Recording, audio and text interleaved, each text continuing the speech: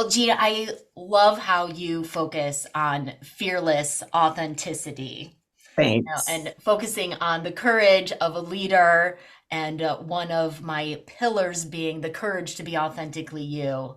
I am immediately aligned. And I know you support and empower leaders to find success by expressing authentic value. Can you break that down a little bit, Jean, and tell us exactly what that means to you? So for me, thank you, Amy, for having me on your podcast, Yeah.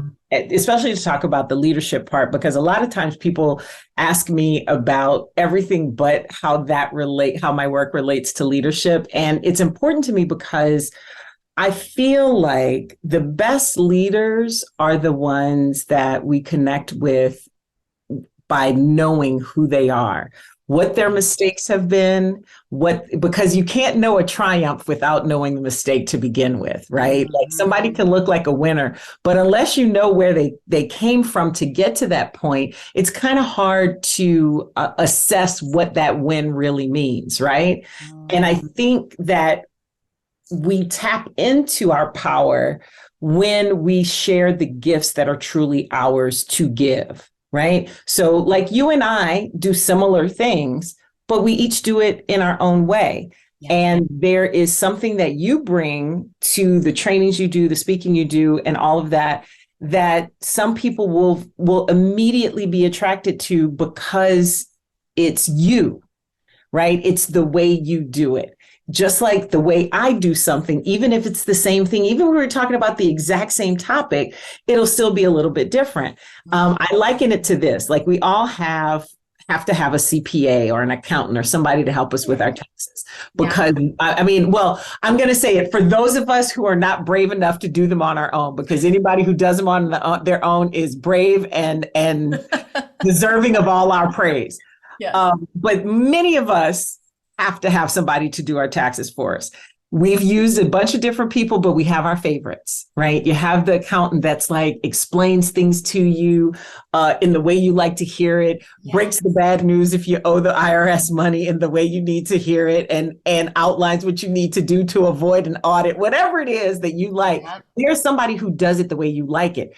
They're doing the exact same job, Mm. but they're doing it in a way that you relate to. And I think the same thing is true for leaders. Yes. Yes. I'm hearing own your way of doing things, your approach, leaning into your strengths. I was also hearing you say, Jean, that we want to share of ourselves. Like, first of all, share our gifts, know what we're great at, and share that with the world. But then you were also saying share our wins, but also everything that led up to our wins, which includes failures and struggles and figuring things out. Because we don't have those really great big wins without some kind of journey to get there. Life just does not work that way. Period. Like you can't win unless you've been through something to get there. I mean, even a game, right? Mm-hmm. And here's the thing, think about this. It's an awfully empty win if you didn't have to work for it, right? But the lesson is in the work. It's not in the win. Yeah. Yeah. And I do think, though, that it takes courage to talk about that, though, Mm-hmm. because I do think that, especially in American culture, we do focus on the win, right? We do. But if you think about all of the underdog stories that we love, Yes. the people that the same people that in pop culture will be criticizing or what have you when they're on top. The minute they fall down, they may talk about them for a minute when they're down, but then they're rooting for them to come back. Yes. No, we love a comeback story. We And I think do. that's very human. I think that we love to hear about those challenges because we know what they are. We might not have the exact same challenges, but we've all faced them. And sometimes we failed in pursuit of what it is or what we think we want at the end of it. Mm. And I think that the people that most of us follow, that anybody follows, part of it has to do not just with the win, but how the win happened. Yes. Yes. So I know that we find those stories empowering and inspiring, right? When we hear like, oh, here's all the ups and downs that it took to get here. But it can be a human characteristic to resist sharing the downs, sharing what we struggled with, especially if the next win is not there yet. How do you encourage leaders to be fearlessly authentic and be vulnerable and share where they're at? Well, you know what? I think, there is a balance to all of our authenticity, right? Okay. I think first is knowing it, Okay. because a lot of times we can't face the reality of our journey, right? There are a lot of things people don't want to talk about. They don't want to remember the hard times because they're too hard to remember, right? And I do think that there is some balance in what you share when you share it. Think about it this way. You speak to your grandmother or your parents, your elderly parents, very differently than you do your girlfriends. Yeah. Or for people who play sports, you talk a whole lot of different stuff on a basketball court, or when you're playing touch football on the weekend, or 16-inch softball in Chicago in the summertime. You may talk very differently with that group of friends than you do with your work friends. Yeah. Is that person any less authentic? No, it's just about what fits a different situation. And I think when it comes to leadership, the same thing is true, that especially when you're talking about perhaps your team at work, understanding what your team needs from you, and what advances that. It's not about laying your whole life bare. It's about bringing your experience to them, right? And also being very clear about what your experience actually is and what your value is. Because I think because one of the things that I always try to tease out with my clients is, where does your value lie? And it's going to change depending on who it is you're talking to, right? Right. Yeah. I think we all have kind of like this headline mission statement, this headline thing of who we are, what we look for, what we're looking to do for other people. But we're not going to do that the same with everybody. It just doesn't work that way. And at least it doesn't, in my experience, work well that way. You may have the same outcome that you're going for people that they may have in common, but each individual and each team, even a team, has its own personality. Yes. Just like an audience has a personality and things like that. And so for me, it's about knowing in your heart all the things that make you up and the value that brings to a situation. So all of your identities, all of your experiences, education, and everything you've been through to this point in your life informs what value you bring to people. So while as a Black woman who lives in Chicago, I have a particular experience, right? But I'm also a Black woman who grew up in Louisiana.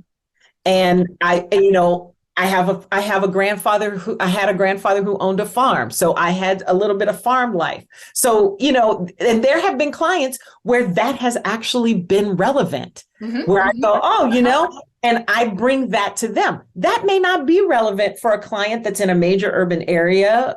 You know what I'm saying? It might be, but what it is I know all the things that, because sometimes being Black or being a woman might not be relevant to the situation.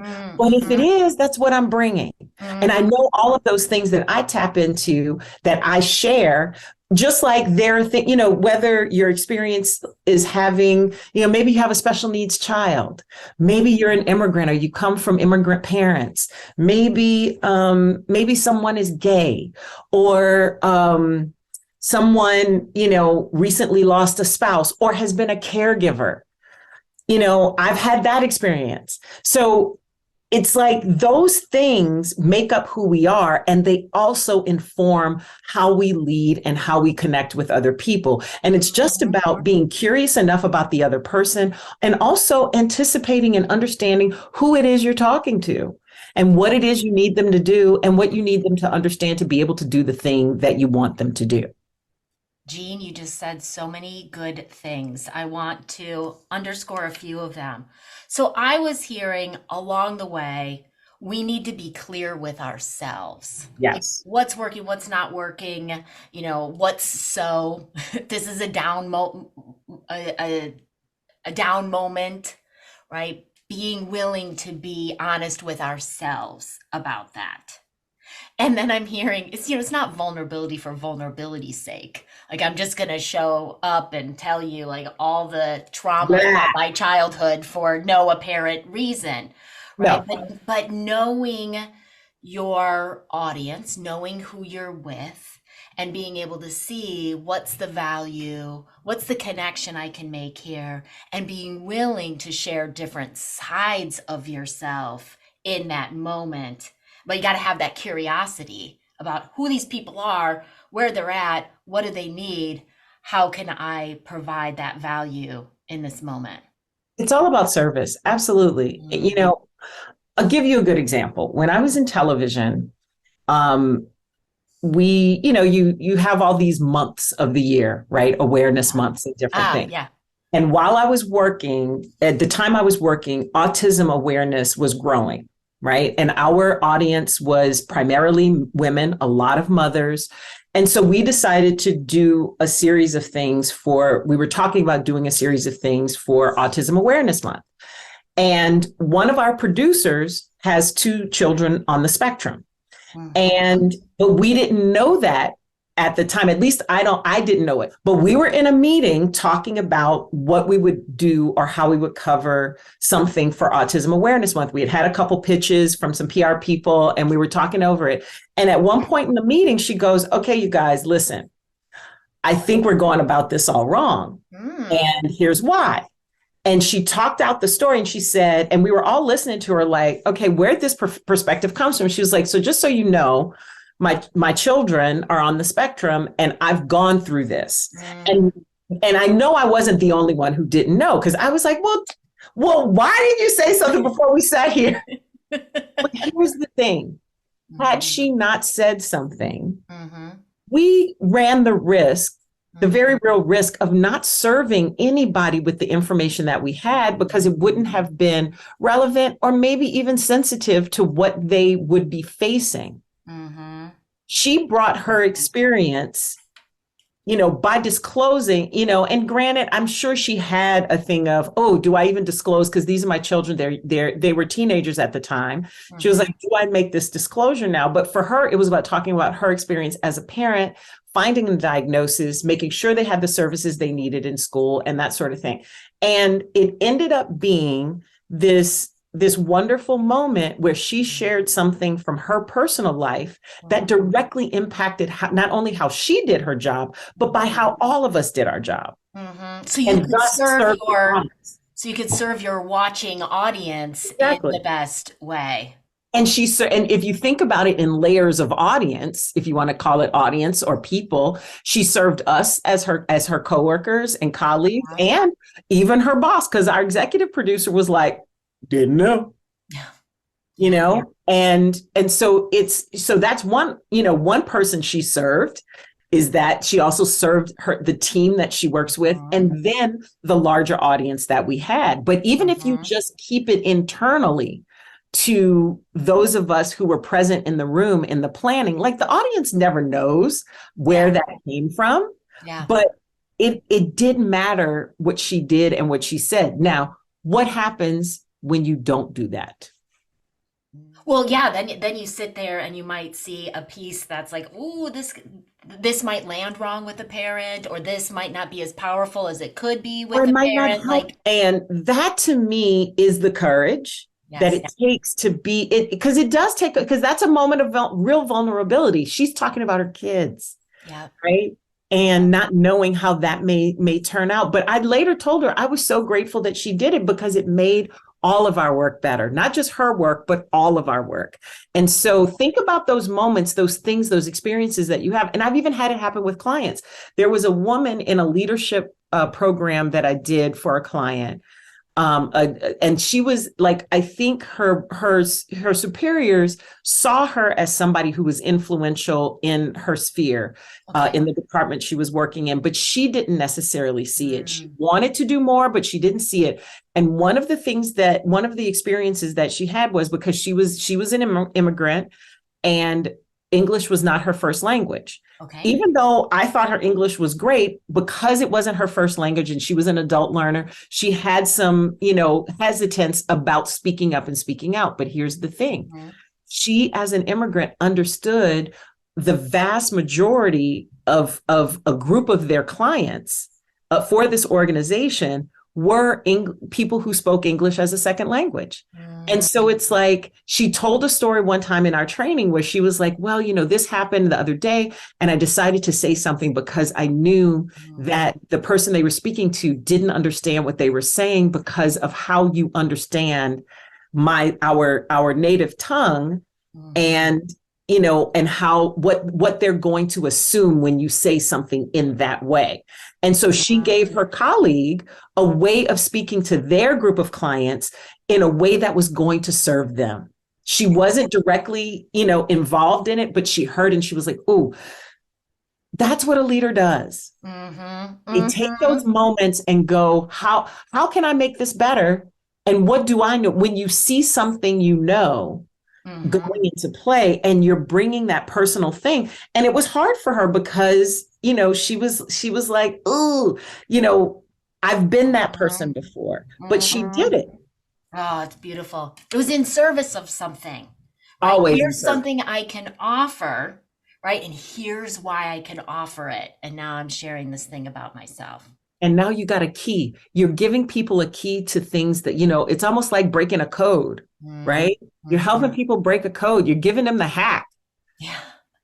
Yeah. Like, I know people love hacks. I'm not a big fan of hacks. I mean, I am, but I'm not.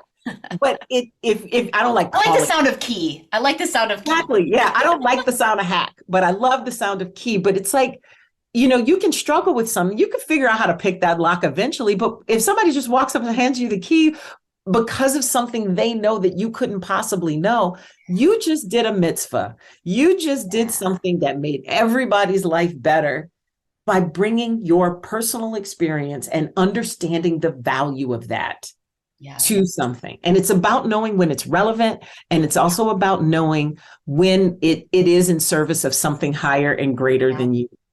Yep. Yeah. And I love that. That can be the decision point, right? The question that we ask ourselves in the moment. All right, Jeanne, I want to tell listeners more about you. Oh, yeah, absolutely. I know we got so into the conversation.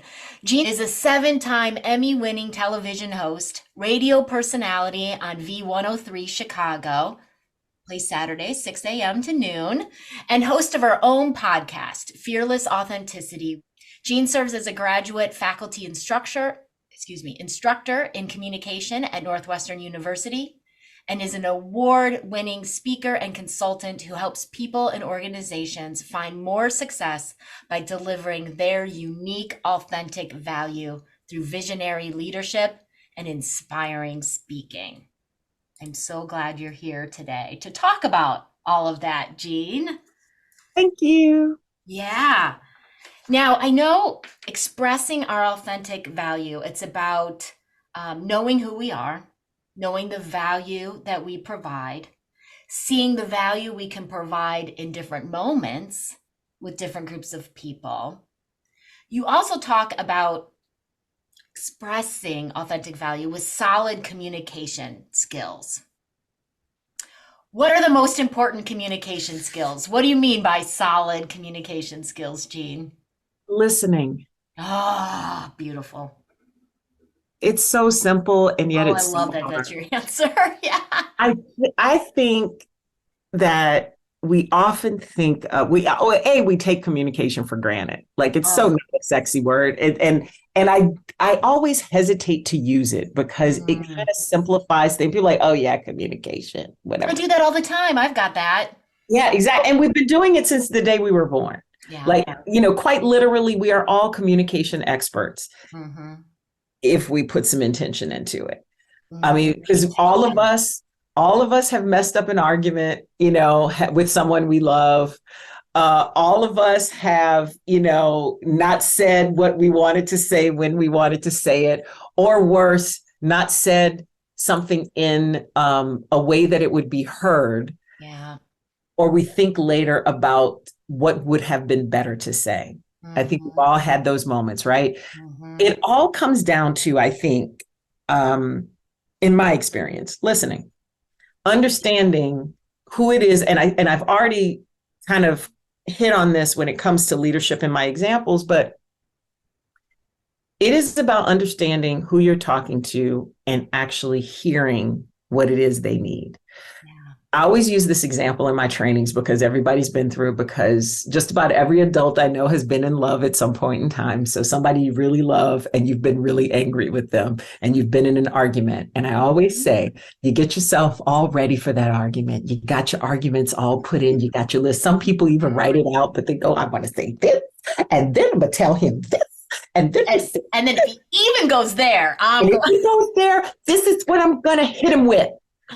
Yes. The problem with that, and I think men do it too. I'm not going to just say it's, a gendered thing necessarily, but being a woman, I know, because I've done that, right? And I know men who've been on that side of it and they go, yeah, whatever.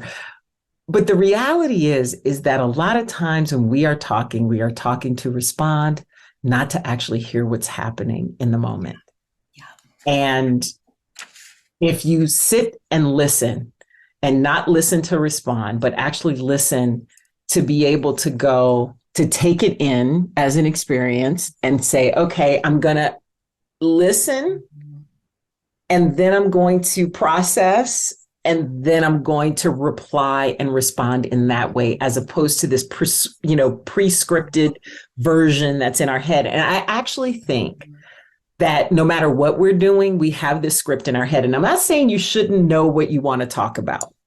Yeah. I'm never saying that you shouldn't, because you should know what you bring to that moment. You should know these highlights of the things you want to talk about. As my mama would say, have that in your back pocket, be able to go back to that, but always be responsive in what it is you're saying.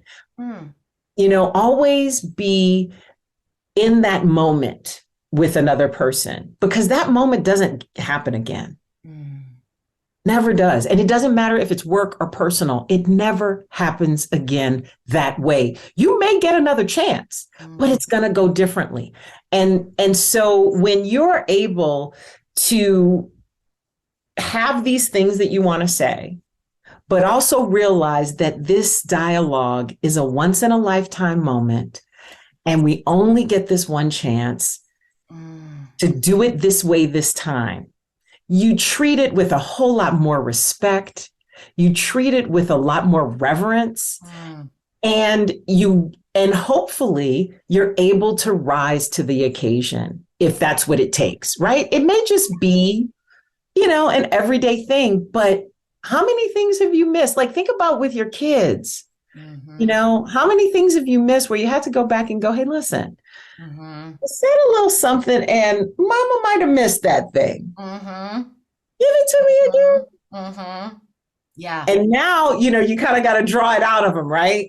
Because you missed the moment. That moment. But the moment's not lost. I don't want people to feel like it's the end of the world, because it's not. We always get another chance. It's just, it's a different chance. You don't get to do that conversation over again. You get to say what it is you should have said in that other moment and hope that it serves the current moment. But when we talk about leadership, we are just, I'm a big one. I think I've said this word enough already that I think, one of my keywords is service.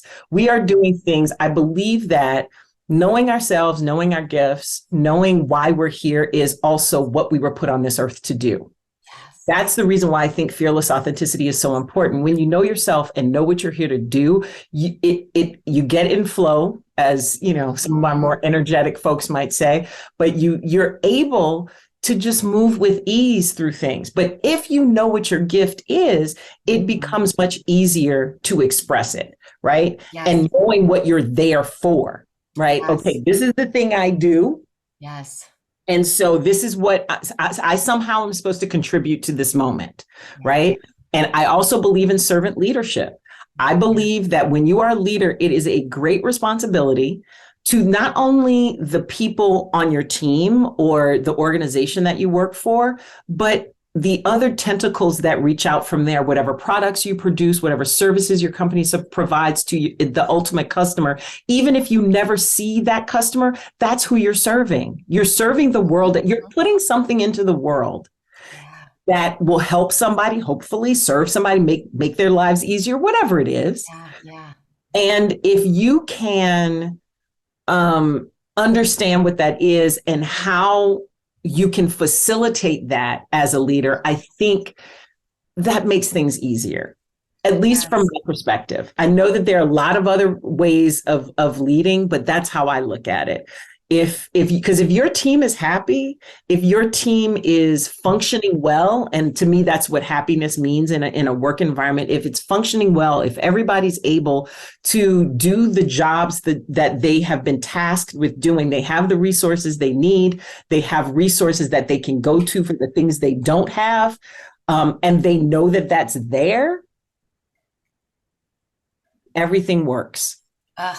Jeanne, every cell in my body is nodding along. I support leaders to declare their leadership legacy, which is what is the overall purpose and commitment of your leadership that you bring to every project, every interaction, every relationship. And when we're clear on that, we can start to see how that plays out in different interactions. I love the framing of this is a once in a lifetime moment. I know you're saying like it's not like game over, you don't ever get another chance, but this is precious time with human beings. And then I was working with a leader the other day, and he had some tough feedback to give, and it's pretty high level of frustration with this team member as well. And he's like, when do I do this? How do I do this? And I was like, when you're ready to listen. And I also wish I had your framing of this is a once in a lifetime moment as well, because that has us showing up present and responsive. I got to cherish this. I got to take the best advantage of this. Yeah. And also, go ahead. I'm sorry. I just love that. You're like, what are good, solid communication skills? Listening. We always think it's talking, and it's not. Because any of us, even the shyest of us, right, will have something to talk about, to tell about themselves, will have an answer to a question. But it's the exchange, and that happens between, whether it's two people or one person in a group, one person and an audience, whatever it is. It's not just about what you have to say. Yeah. It's also about what you're giving to people. I have a thing that I have 3 questions I always tell people to ask when it comes to when they're dealing with an audience or with another person or whatever. You think about 3 things. Who are they? Mm-hmm. What do they care about? Yeah. Perhaps a sidebar of that question is, what should they care about? Okay, yeah. But the last one is, how can I serve that?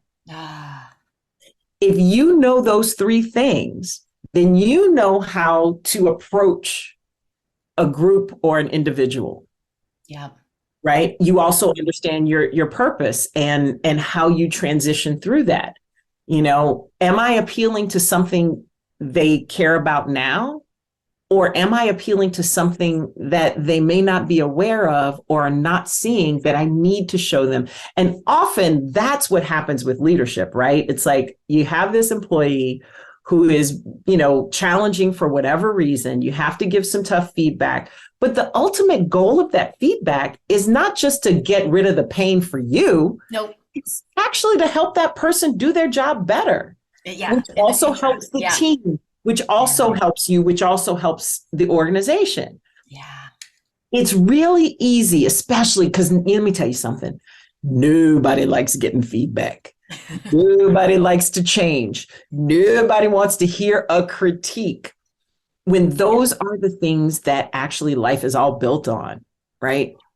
Life doesn't do anything but change every day. And we always want stuff to stay the same. Like they discontinue my lipstick, I'm mad. Yes. I don't Yes. know why they do that though, Amy. If you Like could find out, seriously, that doesn't seem necessary. it really doesn't. Like if this color looks good on me, I should always have access to it. But okay.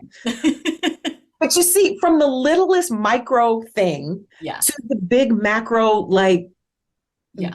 big visionary, every single person who leads anybody is going to deal with some sort of change. Every single human is going, because nothing stays the same. If it stays the same, then it dies. Yeah. And so that, I think that perspective, because we know we don't like to hear the feedback, right? Or we haven't gotten comfortable with it, it's hard for us to do that for somebody else. When in reality, it's like, you know what? We're actually doing them a favor. Yeah. Right? Yes. Yes. Not only us. Yeah. Yeah. If we've got that intention to help them do their job better, easier, have a better reputation with this group or something that they care about. Close the sale. Like, Yeah. what is it that person said? If you lead a sales team, get them some more, teach them how to make more money. Like, it gets really simple when you know what somebody cares about, when you know who they are, what they care about, why they're there. Yes. Appeal to that. Yes. What should I tell them? What should I do? Well, what do they want and need? I was going to ask you one last question, Jeanne, and I think you partially answered it with your 1, 2, 3 questions there. I was going to say, if I'm a people leader and I'm listening to this podcast episode, Jeanne, and I'm thinking, oh, this stuff sounds great, but I haven't really been thinking and operating in this way. Like, where do I start? And I think part of that answer could be those questions you just said. Like every That's time part you of go it. into an interaction, who are they? What do they care about? What could or should they care about? And how can I serve that? What else would you offer? So let's take a step back to my 3 core principles. Okay. Live it, tell it, sell it. Love it. So those last 3 questions are part of sell it, because we're all selling something at some point in time. It is really crucial, though, to understand that, because that's how you close the sale of whatever it is you're trying to sell somebody on, whether it's an idea, hell, what you're going to cook for dinner tonight, right? Mm-hmm. But the first 2, live it is about you. Mm-hmm. And that's where you decide and understand and explore your value, what you bring to the table. Then tell it is about how you're going to do it. And I'm a big person with story. And when Yes. you can embed something into a story of any kind, it doesn't have to be this chronological, historical thing or whatever. It can be a moment in time that you share with somebody. But when there's knowledge embedded in a story, we as humans are just more likely to remember it. Yes. Period. It's a proven psychological thing. Chemicals are released in the brain. Yep. Exactly. That's how you really get people to remember what it is you're talking about. And what's important is some sort of story. And then the last part, yes. So I would say how you get started is understanding how you walk in your value and how you show up for other people and show up for the people you're leading and get them to whatever next phase they need to be at, through what it is you know to be true. Nice. And you can just start reflecting and noticing that, assuming I got 3 questions for that too. Right. I believe in the power of 3. I got so many layers of 3s, honey. There's always 3. Okay, give us those then. Real quick, those 3 questions are: what work do I do? This is not your job description. This is not, anything like that. Then think about the benefits of the work that you do, and then think about why you care about it. Why? That's a great place to start when it comes to work. Like there are other layers to what I do with that when it comes to individuals, because I don't believe that our value is just tied to our output. I believe that our value is just because we're here. There's another pathway to that, but this one I think is the easiest one to do when it comes to, workplace related stuff. Think about what you do, how it benefits other people, and why you care about it. Love it, Jeanne. Thank you. Appreciate all the guidance and great stories that you shared with us. I do what I can for the team, Amy. This time has flown by. Thank you so much, Jeanne, for joining me on the Courage of a Leader podcast. You're welcome. Thanks for having me.